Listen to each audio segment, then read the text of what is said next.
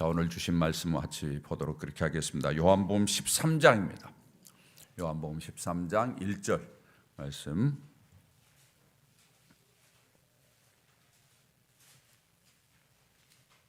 요한복음 13장 신약성경 170페이지 정도에 있습니다. 요한복음 13장 1절 말씀 우리 다 같이 한 목소리로 같이 읽도록 그렇게 하겠습니다. 같이 읽겠습니다. 유월절 전에 예수께서 자기가 세상을 떠나 아버지께로 돌아가실 때가 이른 줄 아시고 세상에 있는 자기 사람들을 사랑하시되 끝까지 사랑하시니라. 아멘. 이 말씀을 가지고 여러분이 아마 보시면 알 거예요. 이 본문에서 어떤 말이, 어떤 단어가, 어떤 문장이 제일 중요한지, 어떤 것이 제일 중요할 것 같아요? 그렇죠. 역시 잘 아시네. 끝까지 사랑하시네. 이게 이제 오늘 말씀의 제목입니다. 우리 교수님 박수로 우리 환영하도록 그렇게 하겠습니다. 감사합니다. 우리 착하신 친구들께 교우님들 또 만나 뵙게 돼서 아주 반갑습니다. 어저께 굉장히 우주적 조망을 했죠. 구속사적으로 거시적 조망을 했다면 오늘은 아주 미시적인 조망을 좀 하도록 하겠습니다. 오늘 본문이 우리를 그렇게 안내하고 있어요. 그 요한복음 13장부터 21장까지의 긴 내용은요, 사실 예수님께서 십자가에 달리시기 하루 전 또 십자가 달리시고 부활하시고 베드로를 만나는 그 유명한 스토리지만 시기적으로는 얼마 안 돼요. 근데 사도 요한이 공간복음에서 다 공간복음 기자가 이야기하지 않은 부분을 아주 자세하게, 특히 예수님이 십자가에 달리시기 전날 제자들하고 어떤 일을 하셨고 십자가에 달리셨고 부활하시고 그 이후에 제자들과 어떠한 시간을 보내셨는지를 공간복음 기자는 신문 기사 쓰듯이 짧게 넘어간 거를 아주 디테일하게 이제 우리에게 가르쳐주고 있습니다. 오늘 그 요한의 안내를 받아서 예수님께서 제자들을 사랑하시되 끝까지 사랑하셨다는 그 의미가 제자들에게 어떤 의미로 다가왔는지를 우리도 오늘 좀 살펴보도록 하겠습니다. 첫 화면 한번 열어주시겠어요? 그래서 요한복음에 보면요, 다른 공간복음에는 기록되지 않은 이야기들이 많이 소개되고요, 또 공통적으로 기록하는, 예를 들어 오병이어의 텍스트 같은 공통적인 사건을 기록한다면 그것의 이제 비하인드 스토리를 이렇게 잘 소개를 하고 있어요. 13장 이후에 끝까지 사랑하시니라 1절하고 바로 4절부터 5절 보면 공간복음에는 나오지 않는 세족식 이야기도 나옵니다. 우리가 이 세족식, 예수님께서 잡히시기 전날 밤 제자들의 발을 씻기신 거예요. 저도 주일학교 때 우리 아이들 세족식, 여러분도 종종 하시나요? 그 아이들 막 재밌게 웃다가 갑자기 숙연해지죠. 언제 숙연해져요? 교사님들 가운데 은혜 많이 받으시는 분이 먼저 거기서 우세요. 그러면 이제 우리 선생님이 왜 내 발 씻기면서 울지? 막 내 발냄새 너무 나나? 막 그러고 이제 애들도 진지해지죠. 그러다 보면 이게 정말 아이들의 그 일평생에 남는 기억이 돼요. 근데 이제 예수님도 얼마나 할 말이 많으셨겠어요. 실제 많은 말씀으로 교훈하셨지만 행동으로 보여주길 원하셨어요. 그래서 그 당시 종이 하는 일이죠. 수건을 딱 들고 종이 하는 일, 제자들 3년 동안 말썽꾸러기 그 제자들의 발을 씻기시기 시작합니다. 이게 그 당시 문화로도 받아들이기가 힘들었을 거예요. 베드로가 절대 못하십니다. 네가 이거 하지 않으면 나랑 상관이 없다고, 머리도 감겨주세요. 막 그 유명한 스토리가 이제 요한복음에만 나와요. 그러면서 예수님께서 이 일을 하시는 이유를 분명히 말씀해 주시죠. 내가 주와 또는 선생이 되어 너희 발을 씻었으니 너희도 서로 발을 씻어주는 것이 옳으니라. 그 남매든 자매든 형제가 너무 싸우면 한번 부모님 해보세요. 일로 와. 그리고 이제 부모님이 만약에 이제 유언을 남긴다면 그 자녀들이 그렇게 서로 의좋게 지내는 것 얼마나 보기를 원하겠어요. 예수님도 이렇게 유언적인 말씀을 행동으로 보여주셨죠. 그리고 이제 최후의 만찬 석에서 새 언약의 예식을 이제 제정하시는데 유명한 그림입니다. 레오나르도 다빈치의 최후의 만찬인데 이 미술사에서도 유명하죠. 뭐 원근법으로 그렸다. 그리고 예수님 옆에 바로 옆에 있는 그 약간 여자 같이 생긴 저 제자가 누구예요? 그 사도 요한이에요. 근데 이제 하도 요즘 오해를 많이 해서 제가 그냥 말씀을 드립니다.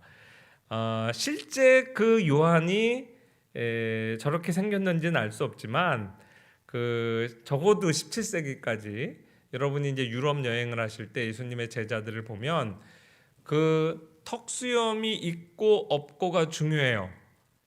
20세가 넘었으면 그 사람이 실제 수염을 길렀건 안 길렀건 다 수염을 그려요. 그리고 수염을 안 그리면 그거는 미성년자라는 뜻이에요.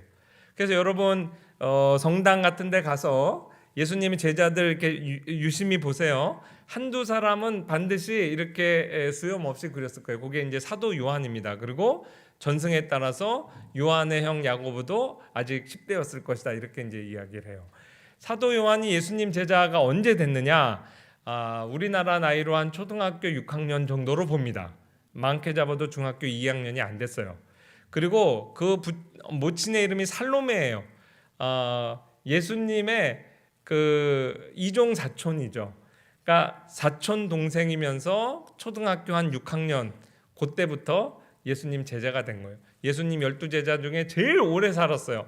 그래서 이레니우스 남긴 글 이렇게 보면 다 죽고 호호 할아버지가 돼서 이제 남아서 공간복음에는 없는 이야기를 자꾸 하는 거예요. 그래서 물론 하나님께서 계시하셔서 요한복음을 쓰게 했지만 교회사의 전통에 보면 돌아가시기 전에 예수님하고 있었던 일을 좀 다 기록에 남겨주세요. 이렇게 해서 쓴 것이 이제 요한복음이다라는 전승이 있어요. 그리고 사도 요한이 남긴 5개의 신약 성경, 요한 1, 2, 3서, 요한 계시록 다 AD 95년, 96년 이렇게 잡습니다. 그러니까 제일 어렸을 때 예수님 제자가 돼서 제일 또 오래 산, 물론 다른 제자들이 다 순교한 이유도 있지만 나이로도 거의 90세, 100세를 이제 살았다고 봐요. 그러니까 사도 요한 저거 보고 무슨 동성애 코드다 뭐 이런 건 사실 말이 안 되는 거예요. 이제 다른 그림도 보세요. 자, 레오나르도 다빈치 이 그림으로 돌아와서 이게 어떤 장면일까요? 너희 중에 나를 팔자가 있다. 예수님이 딱 선언한 그때 모습이에요. 순간 포착입니다. 그때 12제자가 양쪽 6명씩 나뉘어서 깜짝 놀래죠. 예, 그거를 캐치해서 이제 레오나르도 다빈치가 상상 속에서 이제 6명에서 이제 그린 거예요. 근데 저는 이게 초등학교 때부터 궁금했어요. 여러분도 저와 같이 궁금하신 분이 있을 거예요. 자, 예수님이 너희 중에 나를 팔자가 있다는 거 사람들이 내니까 막 그 물어봤거든요. 근데 예수님이 뭐라고 그러셨어요? 나와 함께 이 그릇에 손을 넣을 자가 나를 팔자다. 이게 어떤 배경이냐면 6월절 예식을 마치고 애찬합니다. 야, 6월절 예식은 무교병을 먹어요. 지금 우리 빵으로 얘기하면 제일 맛없는 빵이에요. 누룩을 넣지 않았어요. 설탕도 안 넣었어요. 그 무슨 맛이 있겠어요. 종교적 예식이니까 그거 먹습니다. 그러고 나서는 애찬을 해요. 자유롭게 먹을 때는 빵 맛있게 먹어야 될 거 아니에요. 그래서 아마도 유대인들이 정말 이제 그 6월절 예식 끝나고 먹는 그 빵을 우리나라식으로 하면 조청 같은 데 찍어 먹은 것 같아요. 그래서 예수님께서 이제 그 제자들하고 그 빵을 먹는 분위기 좋은 이제 애찬을 하고 있는데 나와 함께 그릇에 이거 넣어서 찍어 먹는 자가 나를 팔자다 그랬는데 가룟 유다가 바보입니까? 그거 아무리 달콤한 거 찍어 먹고 싶어도 한 번 참지. 예수님이 그랬는데 그거를 같이 손을 넣은 거잖아요. 일단 가룟 유다의 행동이 이해가 안 됐고요. 두 번째, 나머지 11제자가 저놈이네! 덮쳐서 잡았어야 될 거 아니에요. 근데 왜 가룟 유다를 놔뒀지? 그런 거 안 궁금하셨어요? 그게 공간복음 읽을 때 해결이 안 돼요. 근데 요한복음을 읽으면 해결이 됩니다. 일단 레오나르도 다빈치 이 그림은 잊어버려야 돼요. 왜냐하면 유대인들에 대해 전혀 몰라요. 유대인들의 그날의 식탁 구조는 이렇게 생겼습니다. 디귿자고요. 호스트가 중앙에 앉습니다. 우리가 12명의 자리 배치도는 잘 몰라요. 그러나 적어도 4명의 자리를 상대적으로 서로 우리가 특정할 수가 있어요. 자, 호스트 자리에 예수님이 앉고, 자, 예수님 좌우편에 가룟 유다와 예수님이 사랑하시는 그 제자 사촌 동생 사도 요한이 앉습니다. 그거 어떻게 알아요? 사도 요한이요, 습관적으로 예수님의 품에 누워서 기대서 먹었어요. 원래 이스라엘 사람들이 이렇게 기대서 반쯤 누워서 식사하거든요. 근데 거기에 그냥 습관적으로 자기 사촌 형 이렇게 누운 거예요. 그게요, 사도 요한이 13살이라고 그러니까 이해가 되죠. 예수님이 30대잖아요. 우리가 주일학교 30대면 청년 한 2부 정도 교사하죠. 그 교사가 아유 이놈 일로 와, 요한 일로 와 그래갖고 무릎에 앉힐 수 있어요, 없어요? 있어요. 근데 생각을 해보세요. 사도 요한이 아무리 사촌 동생이라도 20대 중반이다. 30대 혹시 계세요? 30대 청년이 20대 중반을 가슴에 품고, 그건 좀 아닌 것 같아요. 예, 그래서 어린 이제 사도 요한. 그래서 사도 요한이 예수님의 사랑받는 제자라고 할 때 뭐 다른 제자들이 질투가 많아도 그건 내버려 뒀어요. 왜냐하면 워낙 막내니까. 그래서 제 생각에는 예수님이 이제 대표로 베드로하고 요한을 많이 심부름 시키잖아요. 베드로가 제일 나이가 많습니다. 그리고 이제 제일 어린 제자, 아마 대표성의 원리가 있었던 것 같고, 또 미성년자다 보니까 그 형 야고보가 같이 이렇게 따라다녔던 것 같아요. 그런데 자, 일단 그래서 예수님 양편에 가룟 유다는 그 같이 찍어 먹어야 되니까 옆에 있었죠. 둘이 있고, 사도 요한과 대각선 자리에 베드로가 있었습니다. 예. 그래서 자, 그날의 정황이 이렇습니다. 레오나르도 다빈치 한 얘기 맞아요.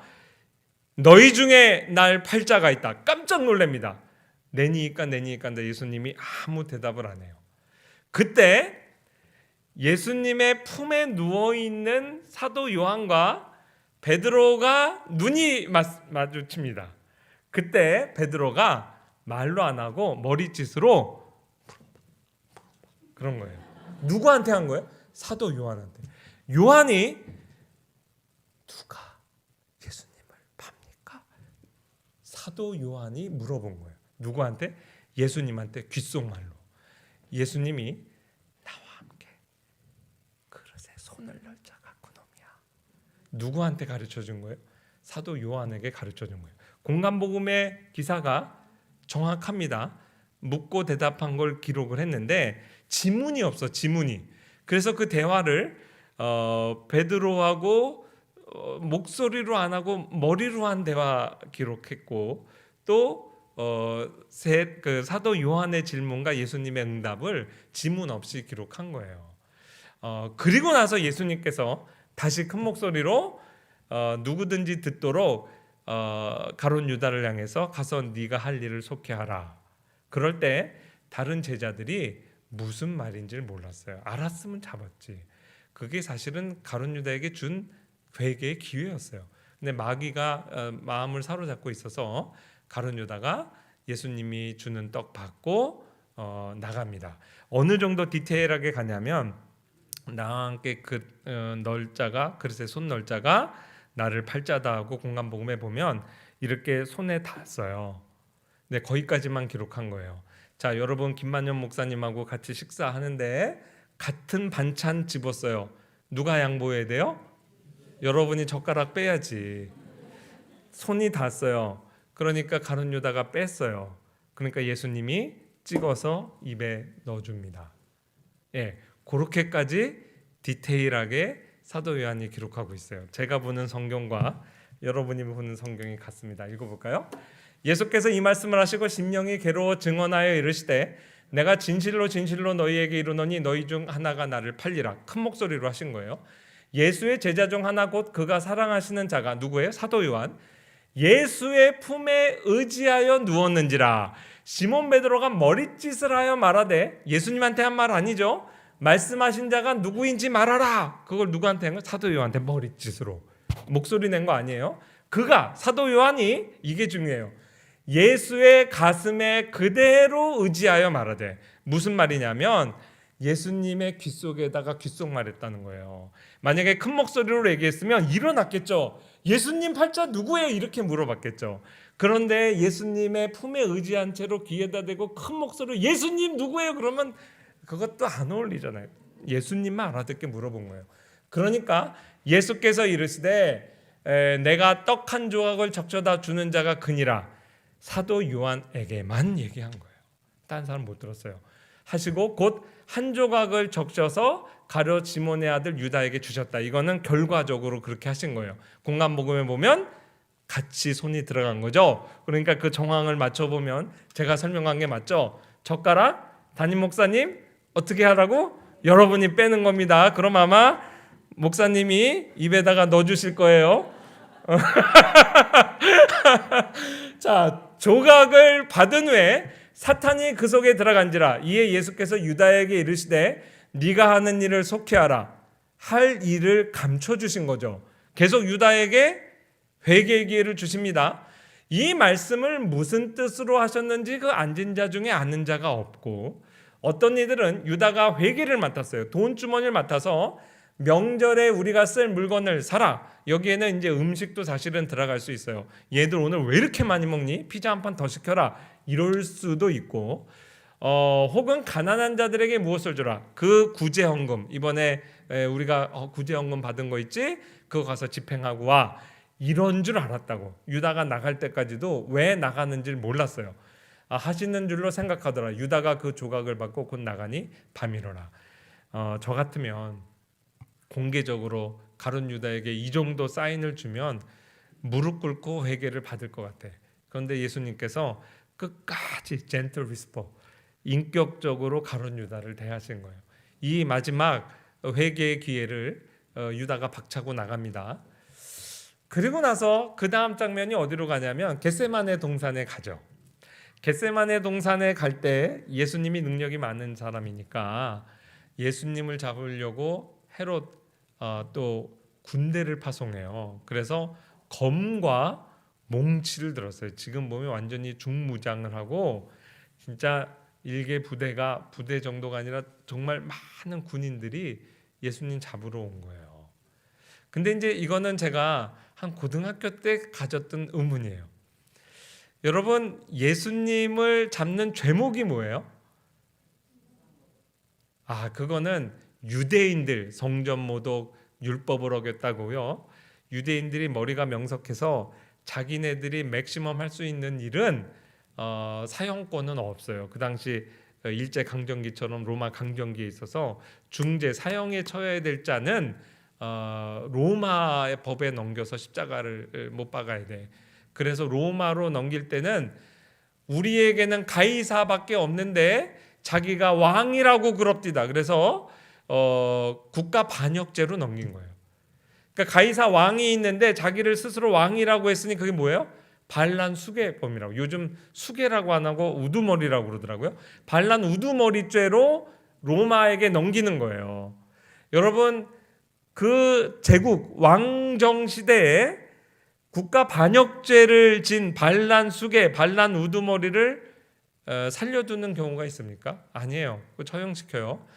반란 수괴의 똘마니들을 그냥 놔주는 경우가 있습니까? 다 같이 잡죠. 그런데 예수님 반란 우두머리를 잡아가면서 그 자리에 적어도 베드로, 요한, 야고보가 있었어요. 어떻게 이 제자들은 탈출했을까요? 그거 안 궁금하셨어요? 그게 저는 되게 궁금했어요. 이해가 안 돼. 근데 그것도 요한복음 안에서 저 같은 사람을 위해서 사도 요한이 잘 기록을 해놨어요. 자, 예수님이 이제 기도 마치고 어둠의 때가 왔다. 이제 가자. 그런데 거기서 군대 무리를 갖고 데리고 가룟 유다가 앞장서죠. 그 당시는 뭐 예수님을 처음 보는 사람들도 있었을 거 아니에요. 이 사람 베드로인 줄 베드로가 예수님인 줄 알고 잡다가 예수님 도망가면 어떡해요. 그래서 타겟을 분명히 하기 위해서 유대인의 인사법에 따라 내가 입 맞추는 자가 그다 이렇게 군호를 짠 거예요. 그때 가룟 유다가 나와서 예수님을 입 맞추니까 예수님이 마지막 뭐라고 그러셨어요? 네가 입 맞춤으로 인자를 파느냐. 이놈의 새끼 한번 야단칠 만한데 끝까지 젠틀 위스퍼예요. 그냥 가룟 유다를 인격적으로 대하셨어요. 그리고 나서 이제 예수님이 먼저 나갑니다. 너희가 누구를 찾느냐 이렇게 물었어요. 그때 그 대장이 왔겠죠. 죄인 예수는 와서 사역을 받아라 뭐 그런 당당함으로 얘기했을 거예요. 나사렛 예수를 잡으러 왔다.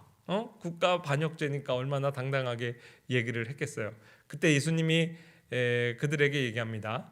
내가 그니라. 내가 그니라 할 때 어떤 일이 일어나냐면 요한복음 18장입니다. 예수님의 공생의 사역 가운데 한 번도 행하시지 않은 이적을 행해요. 그 이적이 뭐예요? 말고 귀 자른 거 전에 예수님께서 그 자기를 둘러싼 그 많은 군중을, 그 군인들을 단번에 땅에 매다 꽂으세요. 이거를 무협지 소설처럼 이야기를 하면 장풍을 쓰신 거예요. 성경에 보면 한 번에 완전히 다 나가 떨어졌어요. 하나님이, 여러분, 예수님이 이 땅에 오셔서 하나님의 권능을 사용하실 때 하나님으로서 한 번도 사람을 제압하는 데 능력을 쓰신 일이 없어요. 그렇죠? 그 강한 능력을 무리를 걷고 나사로를 살리고 죽은 사람을 살리는 데 다 썼지, 사람을 내가 하나님의 능력으로 너를 한번 제압해 보겠다 그러신 적이 없다고. 근데 유일한 예외가 이때입니다. 예수님께서 완전히 무리를 제압을 하세요. 그러니까 그때 신적인 그 장풍 맞고 사람들이 혼비백산을 했어요. 예수님이 두 번째 나가서 외칩니다. 너희가 누구를 찾느냐? 똑같은 대답이라도 지문이 있어야 돼. 지문이. 아마 개미만한 목소리로 이렇게 이야기했을 겁니다. 나사렛 예수를 찾나이다.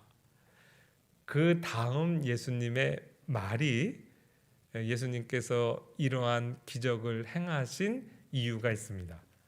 자, 요한복음 18장. 제가 이 그림 찾느라고 많이 애를 썼어요. 그렇게 많은 성화가 있는데 바로 지금 설명드린 요한복음 18장의 이 장면을 그린 그림이 아주 레어해요. 없어요. 그러다가 수년 전에 이걸 찾았어요. 근데 이 그림의 출처가 누구고 어디에 있는지 몰랐어요. 근데 그거는 안지 몇 년 안 돼. 그래서 제가 이 파일 자료를 다 드리잖아요. 여러분 주일학교든 뭐 구역 성경 공부든 얼마든지 활용해 쓰세요. 뉴욕 브루클린 뮤지엄에 이렇게 있고요. 그 19세기 자크 티소의 작품이에요. 요 장면이 내가 첫 번째 그니라 할 때 다 군인들이 땅에 나자빠지는 장면. 그리고 나서 예수님께서 왜 그러셨는지를 제가 말씀드릴게요. 예수께서 그 당할 일을 다 하시고 나아가 이르시되 너희가 누구를 찾느냐? 대답하되 나사렛 예수라 하거늘. 연극하면 여기선 당당히 하는 겁니다.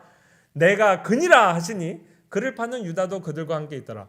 예수께서 그들에게 내가 그니라 하실 때 그들이 물러나서 땅에 엎드러지는지라. 이 부분을 주목해서 봐야 돼요. 완전히 제압당한 거예요. 이에 다시 예수님이 묻습니다. 너희가 누구를 찾느냐? 물으신데 그들이 말하되 나사렛 예수. 여기서는 개미만한 목소리로. 야, 이분이 보통 분이 아니구나. 말로만 들었는데 정말 하나님이시구나. 나사렛 예수를 찾나이다 그랬더니 예수께서 대답하여 이르시되 너희에게 내가 그니라 하였으니 너희가 나를 잡으러 왔으니 나를 찾거든 이 사람들이 가는 것을 용납하라. 이 기적을 왜 행하셨어요? 베드로, 요한, 야고보 살리려고. 여기서 제가 울컥하더라고요. 여기서 홍해의 기적이 일어났어요. 그 무리들 사이에 촥 탈주로가 열립니다. 그래서 예수님께서 탈출시키신 거예요. 이 사람들이 성경에 공간복음에 보면 도망간 걸로 돼 있어요. 도망을 누가 시키셨어요? 예수님이 시키셨어요. 그리고 이것도 사도 요한이 예언의 성취라고 얘기해요.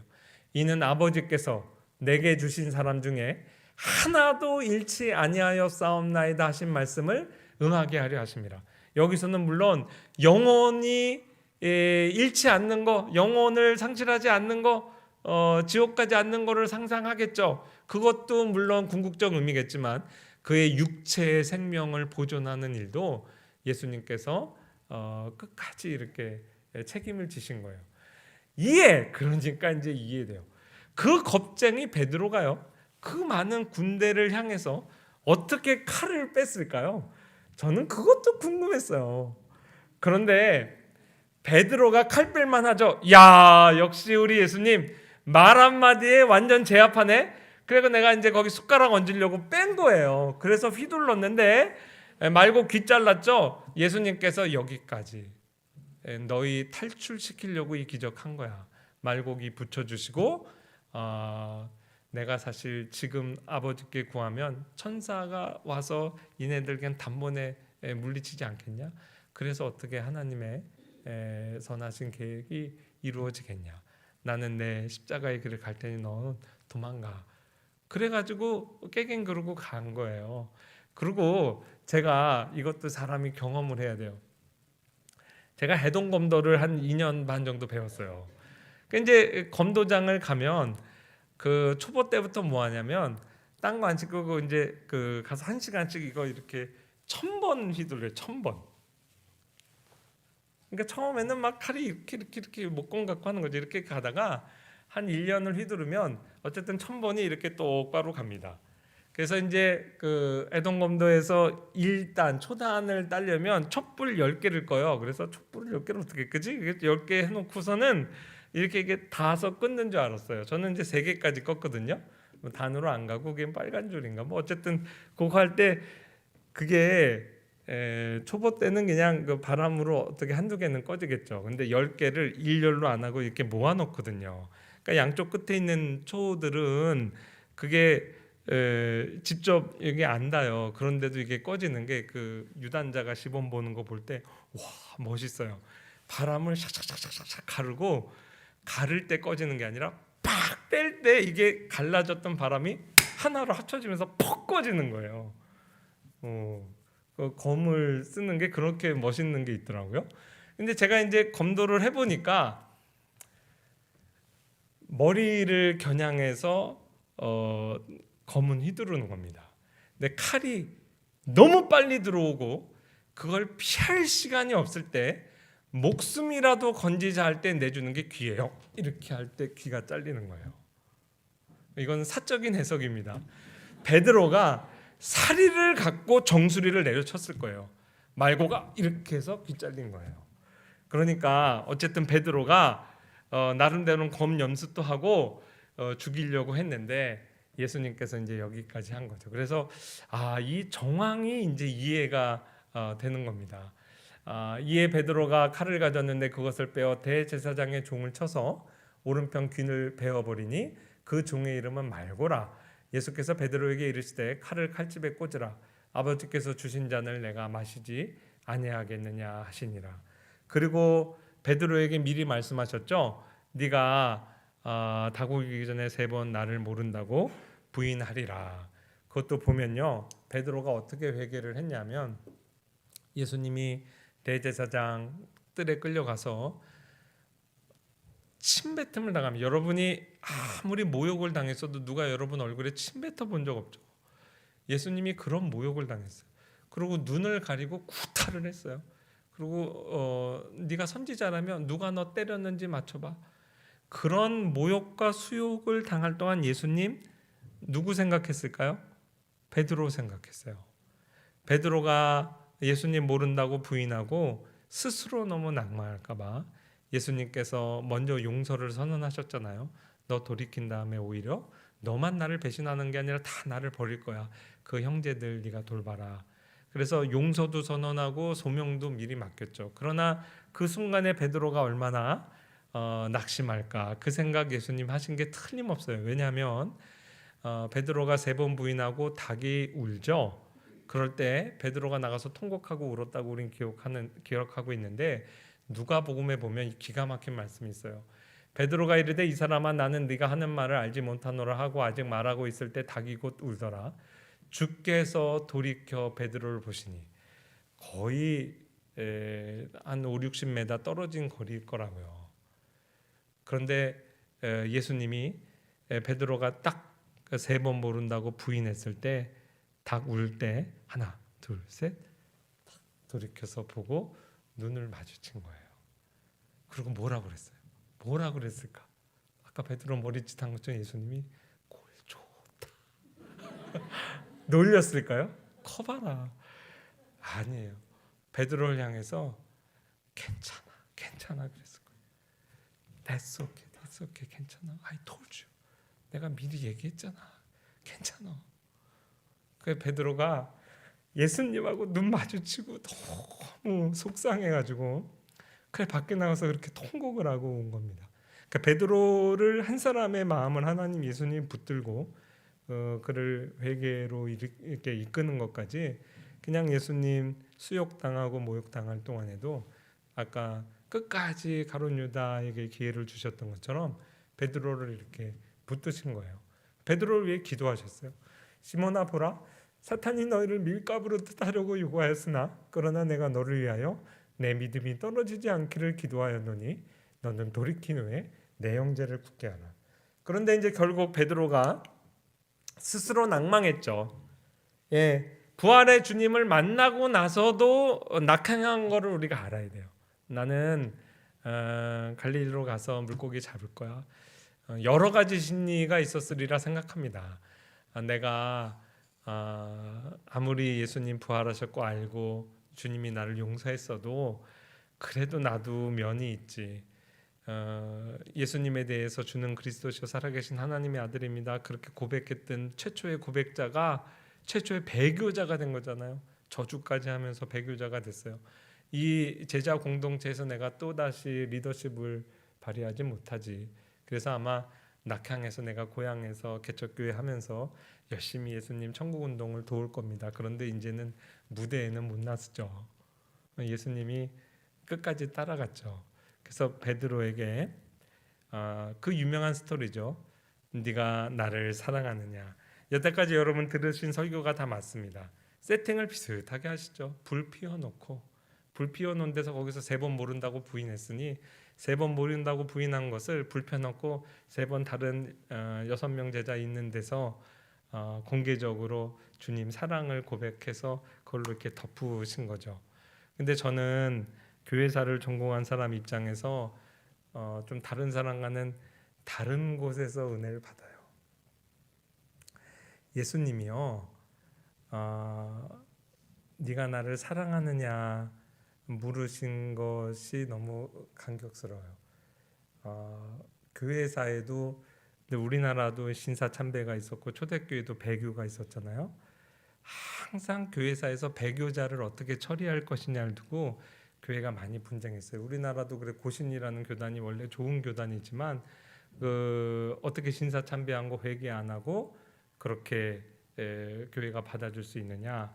항상 배교자를 향해서 묻는 건 뭐냐면요, 너의 믿음이 진짜냐를 다시 물었어요.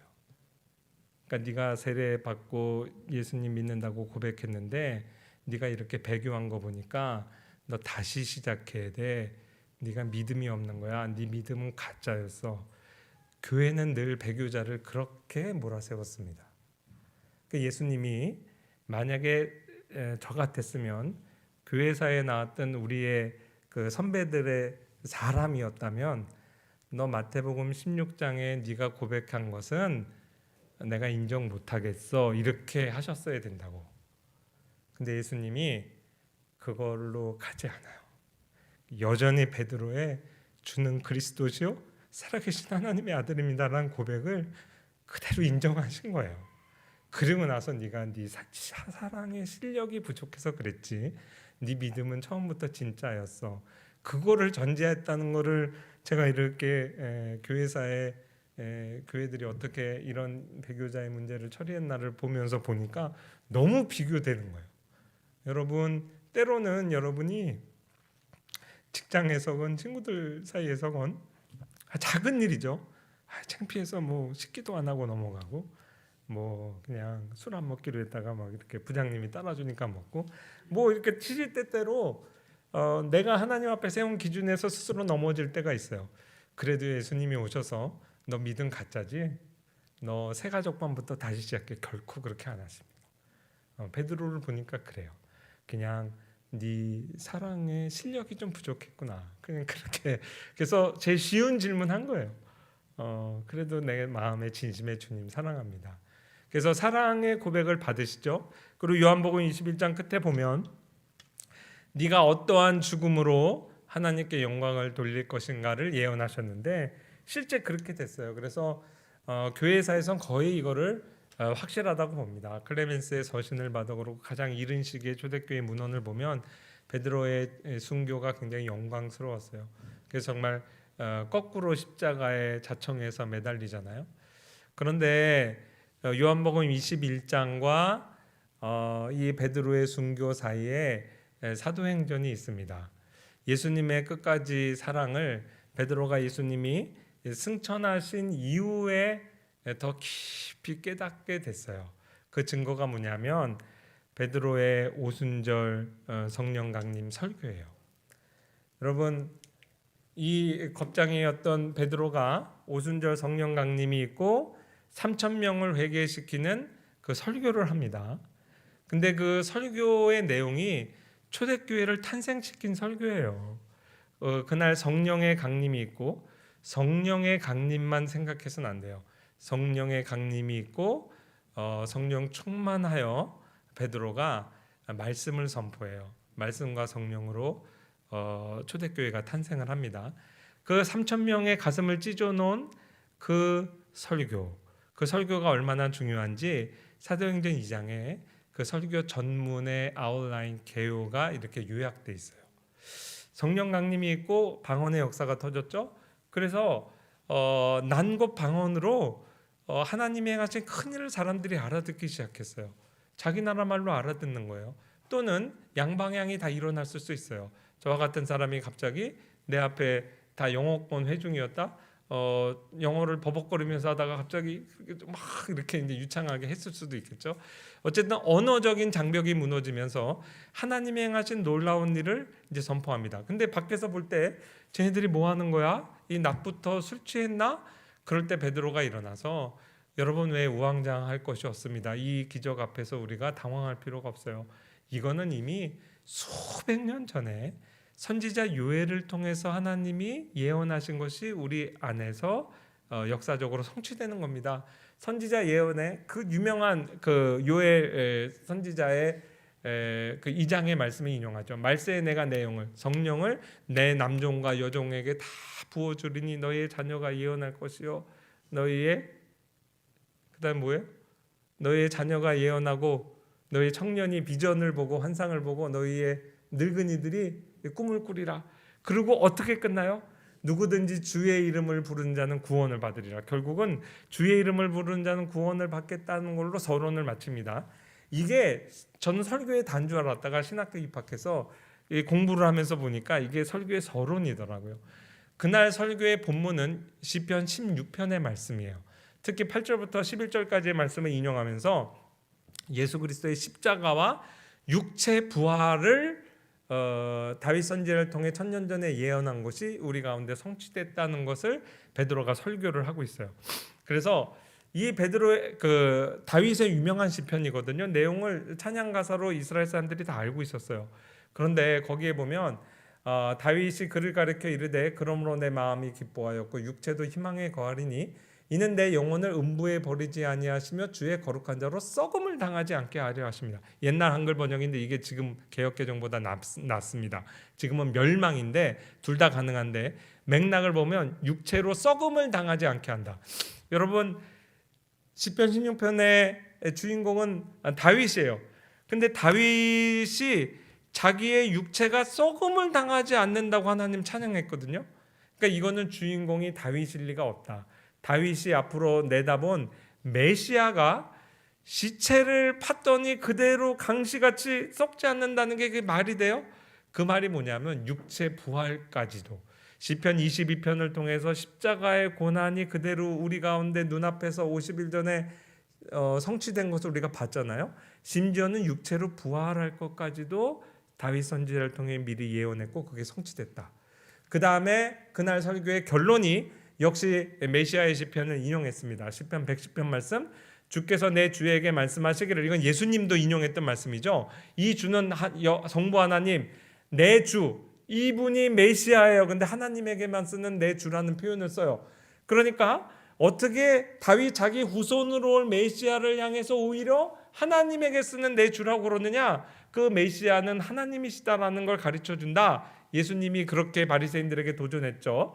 그리고 내가 내 원수로 내 발등상이 되게 하기까지 너는 내 우편에 앉아라. 그래서 우리가 사도신경 고백할 때 내 하나님의 보좌 우편에 완벽한 대제사장으로 앉으셔서 우리를 위해 중보하시죠.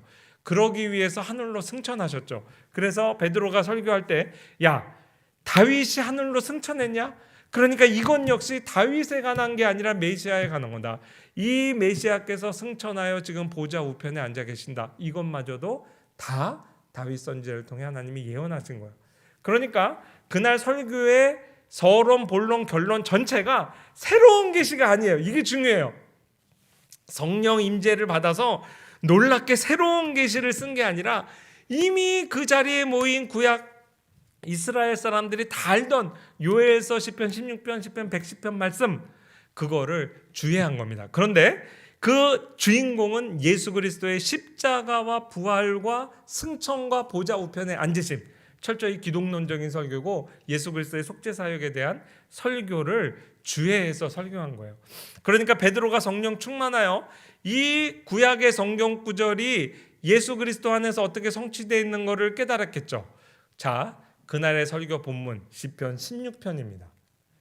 시편 16편 말씀에 보면 비록 인용은 9절부터 지금 11절까지 이렇게 이제 지금 여기다가 해놨는데 그 부분이 사도행전 2장에 기록되어 있는데 사실 시편 16편도 전체가 다 메시아의 시편이에요. 여러분, 예수님이 십자가상에서 엘리 엘리 라마 사막다니 나의 하나님 어찌하여 나를 버리셨나이까, 그 자체로도 기도지만 거의 99% 확실합니다. 시편 22편 말씀 암송한 거예요.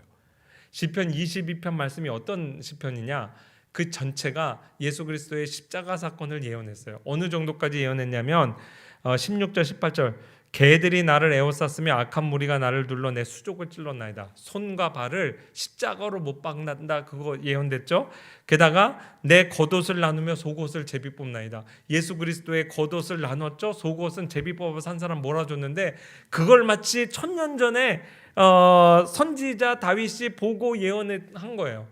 그러니 예수님의 교훈, 마지막까지 성경 공부시켰습니다. 지금 너희가 내 죽음 앞에서 당황할 필요가 없다. 이게 시편 22편에 예언된 것이 너희 눈앞에서 성취되는 거야. 이게 메시아의 시편의 특징이에요. 또 다른 특징이 1인칭 화자가 돼요. 이사야 53장은 그가 찔림은 그가 채찍에 맞음으로 다 3인칭 남성 단수로 봤잖아요. 근데 이제 성령께서 메시아의 영이 다윗 선지자를 감동하여 메시아의 시편을 쓸 때는 화자가 내가 됩니다. 그러니까 시편 16편을 그 관점에서 보면 1절, 하나님이여 나를 지켜주소서 내가 죽게 피하나. 여기서 나가 누구예요? 메시아 자신이에요. 내가 여호와께 아뢰되 주는 나의 주님이시오니 주밖에는 나의 복이 없다 하였나이다. 이거는 성부 하나님을 향한 성자 그리스도의 고백이죠. 신비하죠. 삼위삼 하나님 사이에 일어나는 대화를 성경에 기록해서 우리로 하여금, 교회로 하여금 읽게 하신 거예요. 3절, 땅에 있는 성도는 존귀한 자들이니 나의 모든 즐거움이 그들에게 있도다. 이 구절이 제 가슴을 신학교 1학년 때 찢어 놓았어요. 신학교 입학해서 김성수 교수님 그 구약 총론 시간, 수업 시간인데 이 말씀이 그 전까지는 저는 메시아의 시편인지 몰랐어요. 근데 메시아의 시편이고 이거를 세 클래스에 걸쳐서 히브리어로 풀어주시면서 수업을 진행하는데 너무 가슴이 뭉클하더라고요. 아니, 천지를 창조한 성자 하나님께서 나와 여러분을 향해, 땅에 있는 성도라고 했으니 천상에 이미 거룩한 성도가 아니에요. 우리 친구들 교회 교인들 또 저를 향해서 나의 모든 즐거움이 그들에게 있다, 이렇게 고백하는 게 가슴이 뭉클하더라고요. 게다가 십자가를 앞두고 내가 뭐길래 예수님께서 이러한 고백을 하셨나. 여러분, 이 말은요 마음에 새겨둘 필요가 있어요. 왜냐하면 이 땅에 존재하는 모든 사랑의 고백 중에 승한 고백이라고 생각합니다. 제가 아무리 사랑하는 제 아내를 향해서 당신을 사랑합니다 이렇게 고백을 수도 없이 했겠죠. 지금도 해요. 어머니 어저께 통화하면서도 끝에 항상 I love you 그러면서 하는데, 아무리 사랑하는 사이라도요 나의 모든 즐거움이 당신에게 있다라는 말로는 고백 못합니다. 왜냐하면 이 즐거움은 이렇게 자꾸 갈리기 때문에 그래요. 제가 신혼여행 마치고 제주도 신혼여행 갔다가 처가에 갔는데 처가가 낚시터에 있어요. 아주 충청북도의 그 산속의 어떤 저수지 앞에 처가가 있거든요. 되게 아름다운 곳이에요. 제가 낚시를 좋아해요. 새벽 5시에 처갓집 짓고 아무도 일어나기 전에 한 마리만 잡아야지 낚싯대 가지고 나가서 해가 중천에 뜨도록 시간이 그렇게 빨리 가는 줄 몰랐어요. 그래서 새신랑이 도대체 아침부터 어디 갔냐 막 야단 많이 맞았거든요. 생각해 보세요. 제일 뜨거울 때잖아요. 근데 그때 뜨거울 때라도 낚싯대를 들이우고 찌를 볼 때는 나의 모든 즐거움이 아내에게 있지 않습니다. 그렇게 돼 있죠. 여러분 자매님들도 좋아하는 드라마 보고 있을 때 남편이 퇴근하면 온몸으로 막 반기시나요? 당신 씻고 밥 먹어, 나 이거 좀 공유 도깨비 봐야 돼. 그러지 않겠어요? 우리의 즐거움, 사람의 그 사랑이란 거는 즐거움이 이렇게 갈려요. 제가 어머니를 너무 좋아해서 어렸을 때 제가 앞으로 크면은 장가 안 가고 엄마랑 결혼해서 살 거야 뭐 그렇게 했대요. 저도 아들 둘을 이제 다 키웠지만 걔네들 컴퓨터 게임하는 동안 엄마가 밥 먹어 그러면 네 그러고 바로 나와서 밥 먹는 기적은 일어나지 않습니다. 조금만 아무리 엄마를 좋아해도 컴퓨터 게임하는 동안엔 즐거움이 거기에 있죠. 그게 사람의 사랑이에요. 근데 하나님은 거짓말하지 못하시잖아요. 나의 모든 즐거움이 우리에게 있다. 졸지도 주무시지도 않는 예수님이 24시간 내 생각만 하고 나를 바라보시는 거지.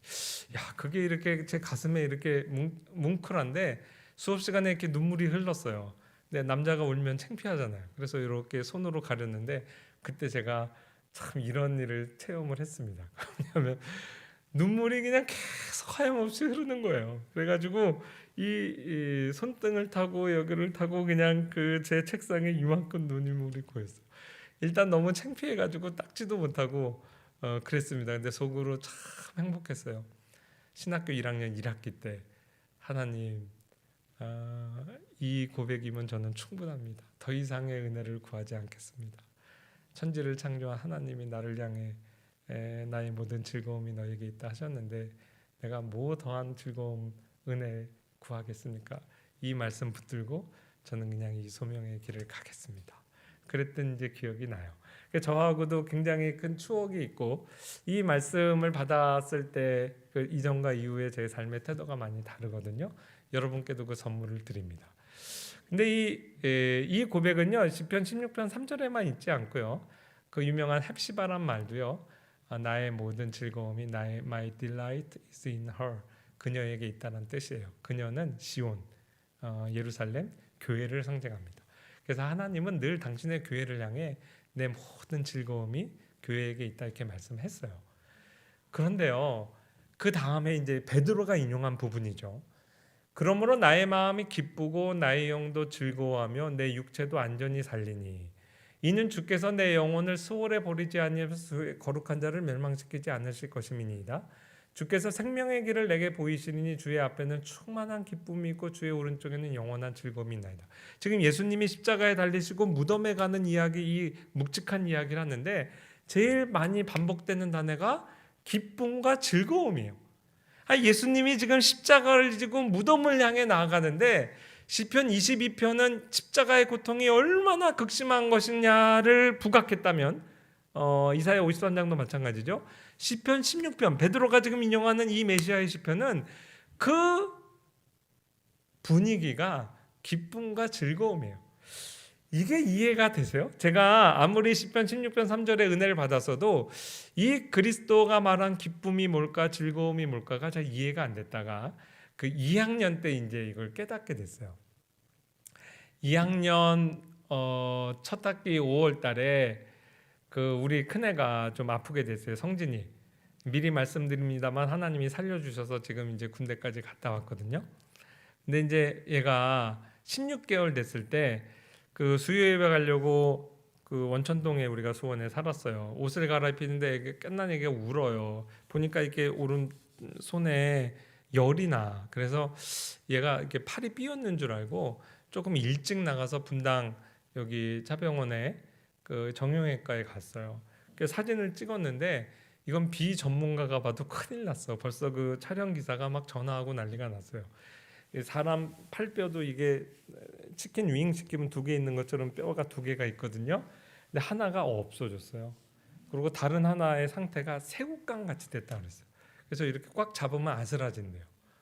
그게 이제 급성 골수염 같다 그래서 바로 그 다음 날 수술을 했습니다. 근데 수술하고 열었는데 급성 골수염이 아니래요. 암은 암인데 뭔지 모르겠대요. 그 의사 선생님이 조직 배양 검사한다고 조직 채취하고 그냥 덮었어요. 결국 나중에 병명이 한참 뒤에 나왔는데 랭거한스 셀 히스티오사이토시스라고, 그게 이제 일종의 랭거한스 셀이라는 그 특정한 백혈구가 막 이상 증식하면서 조직을 파괴하는데 뭐 신체 어디에서도 발병할 수 있대요. 뭐 위에 발병하든 장기에 발병하면 일주일만 해도 그냥 위가 없어져요.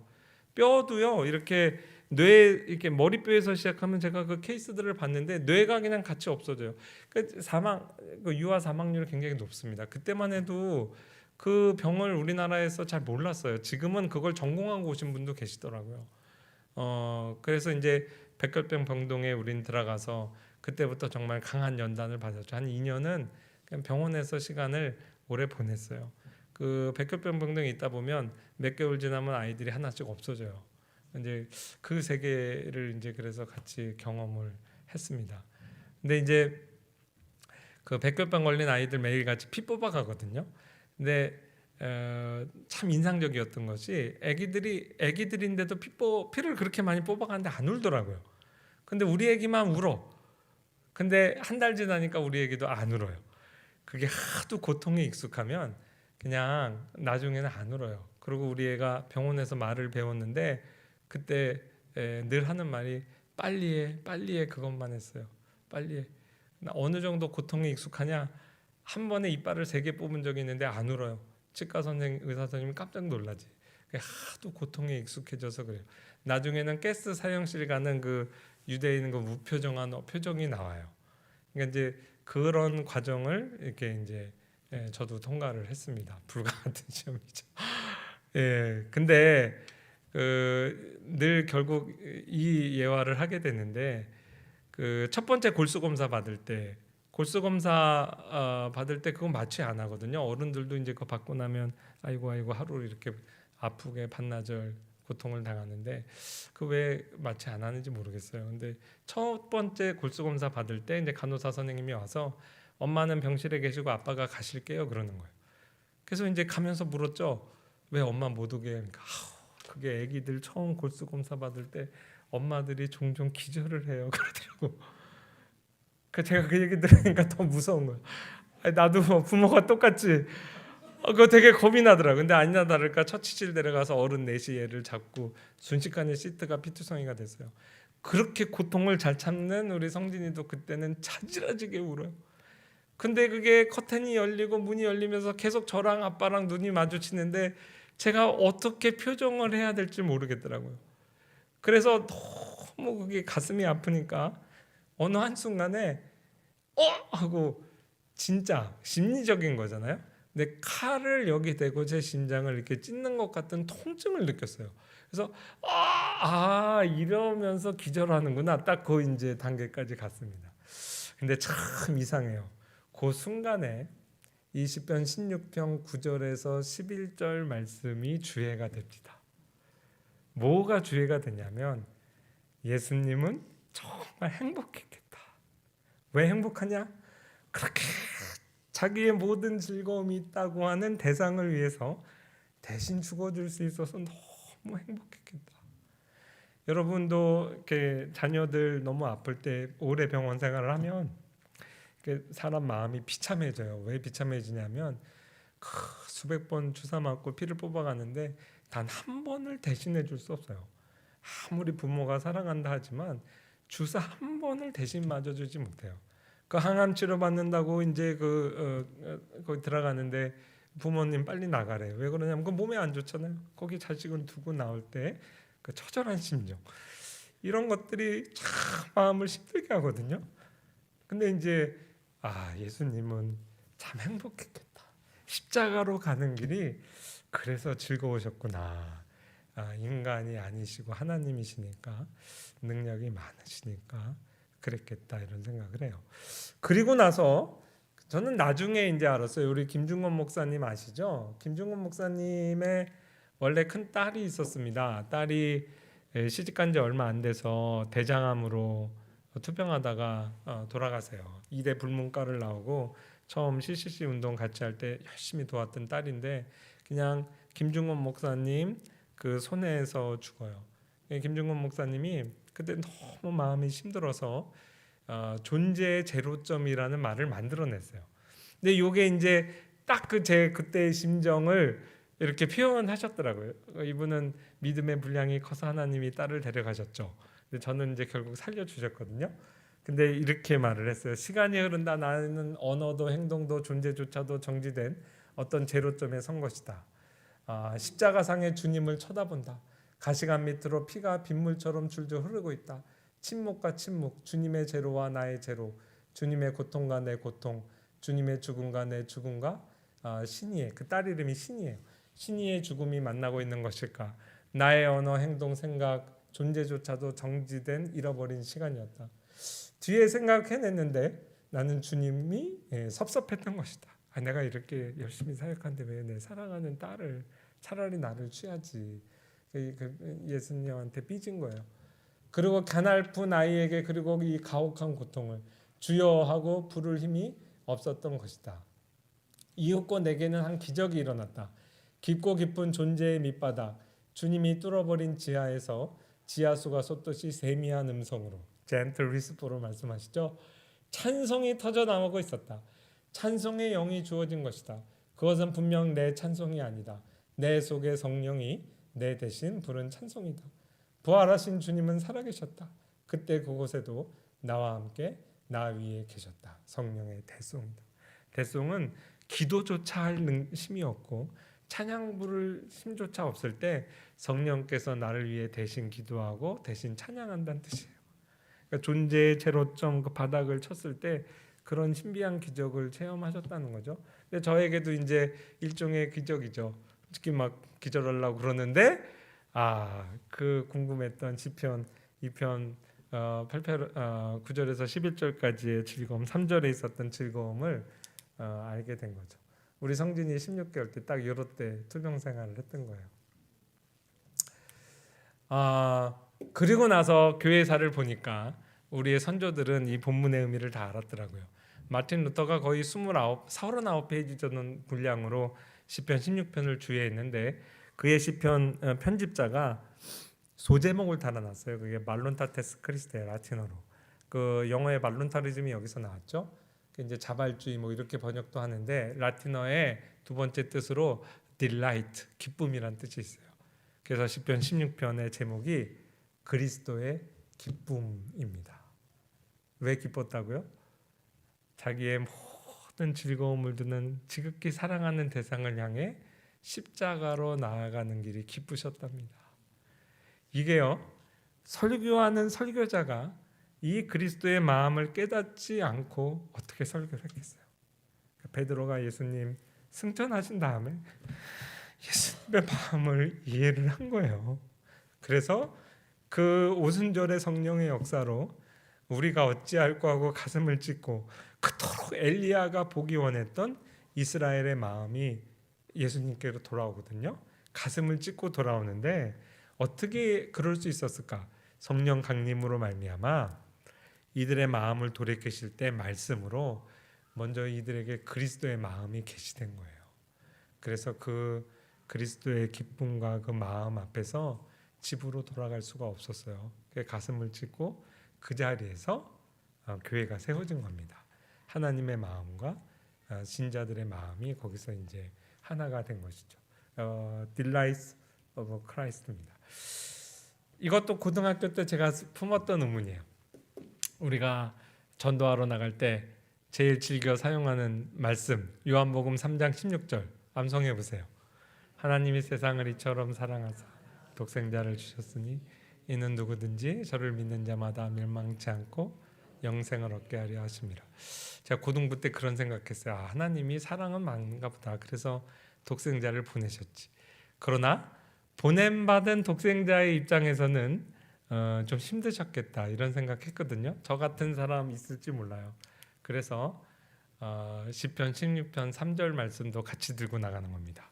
외우기 쉬워요. 요한복음 3장 16절 거꾸로 하면 16장 3절. 보냄을 받은 그리스도의 마음도 기쁘셨대. 왜냐하면 땅에 있는 모든 성도가 그의 모든 즐거움이라고 하셨기 때문에 그 십자가로 나아가는 길이 기쁘셨대. 이렇게 이야기를 하는 겁니다. 이 예수 그리스도의 마음을 깨달은 제자들이 비단 베드로만이 아니에요. 이 르네상스의 화가 스테판 록너라고 제가 이제 좋아하는 중세 화가입니다. 그 사실은 이제 중세 그 예배당의 평품 같은데요. 거기에 12제자의 최후의 모습을 그렸는데요. 베드로하고 바울만 저렇게 순교한 게 아니고요. 저 밑에 보면 이제 끓는 가마에 있는 요한을 제외한 나머지 모든 제자 마띠아까지 다 순교했어요. 예수님이 나를 따르라 그랬는데 정말 예수님을 따라서 베드로만이 아니고 모든 제자들이 그렇게 예수님께 몸과 마음을 드리고 그렇게 다 순교의 자리로 자발적으로 나갔습니다. 그 예수님의 기쁨을 깨달은 자들이에요. 예. 그래서 예수님의 과연 사역은 성공했죠. 모든 제자가 가룟 유다 빼고 다 그렇게 죽음으로 충성을 받아낸 왕이시죠. 근데 세상에 그 어떤 왕이 이렇게 자발적으로 자기 목숨을 다 드리는 충성스러운 신하를 갖겠어요. 억지로는 하겠지만 마음에서부터 그렇게 사랑으로 할까요? 그래서 진정한 왕이신 거예요. 사랑의 왕. 근데 우리의 마음을 어떻게 정복하셨어요? gentle whisper로. 강압적인 방식이 아니라 마음의 항복을 받아내신 거죠. 예수께서 세상에 있는 자기 사람들을 사랑하시되 끝까지 사랑하시니라. 켈빈이 이렇게 주의합니다. 현재 우리는 그리스도와 상당히 멀리 떨어져 있다고 생각한다. 이 말씀은 예수님이 자기의 그때 12제자를 향해서만 한 것처럼 우리는 생각하기 쉽다는 거예요. 우리 2000년이 떨어져 있잖아요. 그러나 그분께서는 지금 우리를 바라보고 계심을 우리는 알아야만 한다. 예수님은 현재, 켈빈이 말했을 땐 벌써 500년 전입니다. 그러나 500년 전 켈빈이 설교할 때 듣고 있는 회중도 500년이 지나 예수님이 말씀하신 지 2000년이 된 지금 우리에게도 예수님은 똑같이 세상에 있는 자기 사람들, 저와 여러분을 사랑하고 계십니다. 끝까지 사랑하세요. 그리고 저와 여러분을 위해서 대신 십자가를 지시는 그 길이 기쁠 만큼 사랑하십니다. 59분 1분 남아서 이거 하나 더 보여드릴게요. 투병 생활할 때 우리 성진이한테 제가 자주 읽어드렸던 그 동화책이에요. 우리 성진이도 말을 배우지 못했을 때도 이거 너무 좋아했어요. 근데 제가 미국에 가서 보니까 어느 도서관에도 다 이게 번역돼 있더라고요. 세계 곳곳에 다 있어요. 근데 내용이 간단해요. 아빠 토끼와 아들 토끼 이야기예요. 항상 처음은 아들 토끼가 얘기해요. Daddy, guess how much I love you, Daddy? 내가 아빠 얼마나 사랑하는 줄 알아요? How much? 그러면은 뭐 하늘만큼 똑같아요. 우리가 하는 것처럼. 그러면 그 다음에 이제 골리앗처럼 크게 그렸잖아요. 아빠 토끼가 My son, do you know how much I love you? 그럼 얼마큼 사랑하는데 아빠도 이만큼. 그 다음 장면은 애가 뭐 하늘만큼 토끼니까 깡충깡충 뛰어요. 그러면 막 아빠도 깡충깡충 뛰어요. 뭐 스토리가 있는 줄 알았더니 끝에 그냥 그렇게 끝나요. 근데 베스트셀러예요. 이거 왜 좋아했는지 알아요? 사실 아까도 말씀드렸지만 그 오랜 투병 생활 하는데 주사 한 번을 대신 못 맞아주니까 아들 성진아 아빠가 사랑해 이 말을 미안해서 못 하겠더라고. 그걸 뭐 주사 100번 중에 한 번이라도 대신 맞아주면 사면 모를까. 근데 대신 동화책 읽어줄 수 있잖아요. 그래서 내가 진짜 이 감정이입을 해가지고 막 펄쩍펄쩍 뛰면서 그러니까 웃으면서 좋아하고 그랬어요. 십자가가 Guess how much I love you 라는 표현입니다. 우리가 얼마나 사랑하시는지 하늘만큼 땅만큼 탈을 벌려서 저처럼 말로만 하는 사랑이 아니죠. 능력의 하나님이기 때문에 우리의 죄를 다 짊어지시고 대신 십자가에 달리신 겁니다. 그 길을 기쁘게 걸어가셨어요. 그게 예수 그리스도께서 그의 제자들을 사랑하시고 승천하신 이후에 제자들이 그 마음을 깨닫고 지구 끝까지 땅 끝까지 복음을 전하러 나갔고 지금 2000년이 지난 지금 우리를 향해서도 이 예수님의 끝까지의 이 책임지시는 사랑이 풍성하게 임하고 있습니다. 올 한 해 이 예수님의 끝까지 사랑에 여러분 위로 받으시고 또 도전 받으시고 또 여러분의 마음을 찢으시고 그렇게 살았으면 좋겠어요. 여러분 예수님이 당신의 모든 즐거움을 어디에 둔다고 그러셨어요? 교회. 그곳에 우리도 마음을 두는 겁니다. 잠깐 눈을 감으실까요? 성경 구절 하나 더 읽어드릴게요. 수년 전에 돌아가신 저희 아버지 이제 원로 목사님 되시고 돌아가셨는데 그 집무실에 가면 큰 액자로 성경 구절 하나가 달려 있었어요. 잠언 27장 23절의 말씀. 내 양떼의 형편을 부지런히 살피며 내 소떼에게 마음을 두라. 하나님은 우리의 마음이 어디에 있는지를 원하세요. 우리 담임 목사님의 마음의 서재에도 이 말씀이 새겨져 있으리라 봅니다. 사역자들은 자기가 목양하는 양떼에게 마음을 두는 거예요. 여러분은 어떠세요?